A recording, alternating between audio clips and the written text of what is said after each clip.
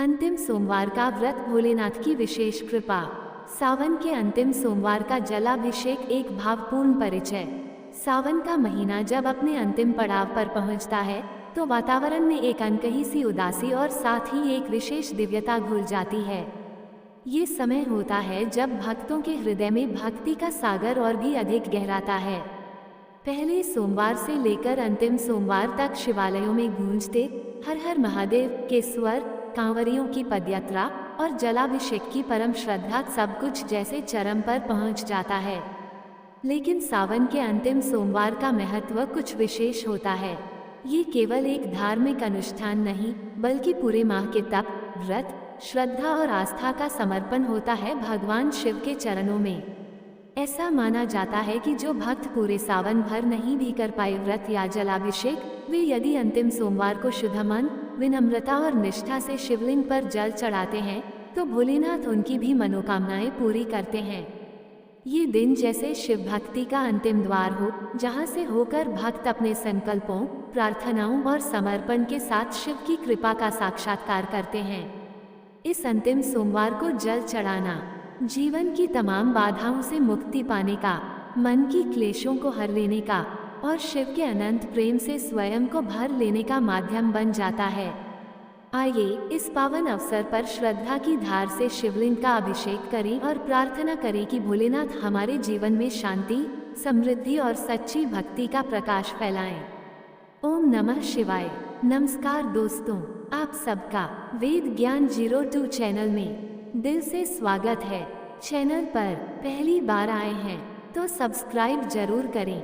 सावन का महीना अपने अंतिम पड़ाव पर था। चारों ओर हरियाली बिखरी थी, आकाश बादलों से ढका था और गली मोहल्लों में शिव भजनों की गूंज सुनाई देती थी।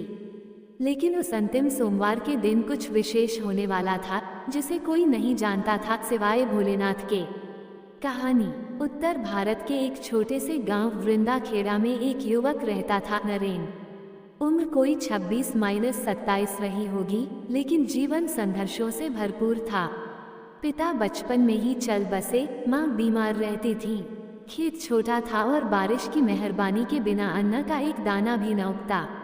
नरेन रोज शिव मंदिर जाता, पर दिल में एक टीस थी, क्या भगवान सच में सुनते हैं? सावन का महीना आया तो गांव के लोग व्रत करने लगे, जल चढ़ाने लगे। नरेन ने भी मन बनाया कि इस बार वह हर सोमवार जल चढ़ाएगा। वह रोज सुबह नदी से गंगा जल लाता, बेलपत्र चुनता और भोलेनाथ के शिवलिंग पर चढ़ाता।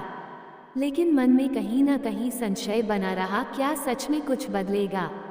चौथा सोमवार आया, सावन का अंतिम सोमवार। गांव में उत्सव जैसा माहौल था। महिलाएं हरियाली गीत गा रही थीं, मंदिर सजे थे, लेकिन नरेन चुप था। माँ की तबीयत रात से बहुत बिगड़ गई थी। डॉक्टर ने कहा था अब ज्यादा वक्त नहीं है।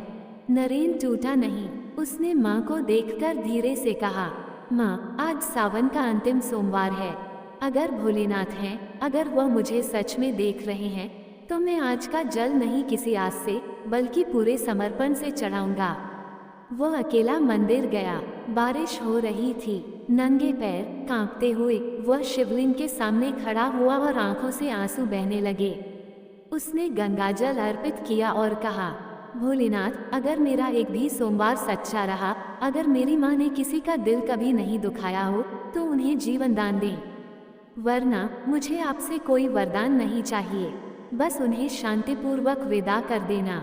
तभी मंदिर के पुजारी, जो वर्षों से नरेन की भक्ति देख रहे थे, बोले, बेटा, सावन का अंतिम सोमवार विशेष होता है।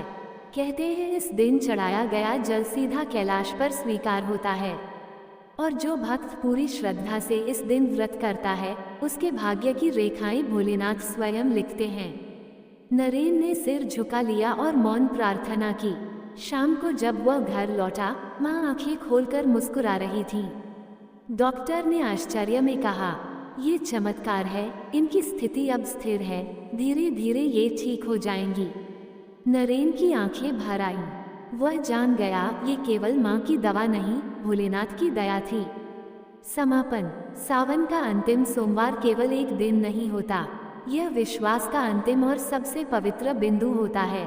जब मनुष्य संसार की आशाओं से ऊपर उठकर श्रद्धा से जल चढ़ाता है, तब शिव केवल जल नहीं, मन की पवित्रता और प्रार्थना का भाव स्वीकार करते हैं। नरेन की तरह जो भी भक्त इस दिन जल चढ़ाता है, वो केवल भगवान को नहीं, स्वयं को अर्पित करता है, और भोलेनाथ कभी उस अर्पण को व्यर्थ नहीं जाने देते। शिवाय नमः।